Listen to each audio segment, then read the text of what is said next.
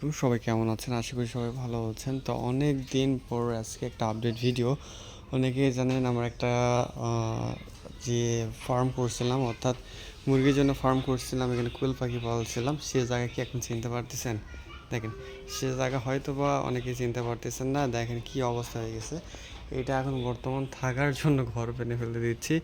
কোয়েল পাখিতে প্রচুর টাকা লস খাইছি, যা বলার মতো না। তো যারা কোয়েল পাখি করতে যাইতেছেন তারা কিন্তু আমরা আগের ভিডিওতে দেখছেন যে কোয়েল পাখির সেরকম লাভজনক একটা ব্যবসা না। তো অবশ্যই ইউটিউব দেখে যারা আপনারা হচ্ছে কি কোয়েল পাখি করতে চাচ্ছেন তারা অবশ্যই আমি রেকমেন্ড করব।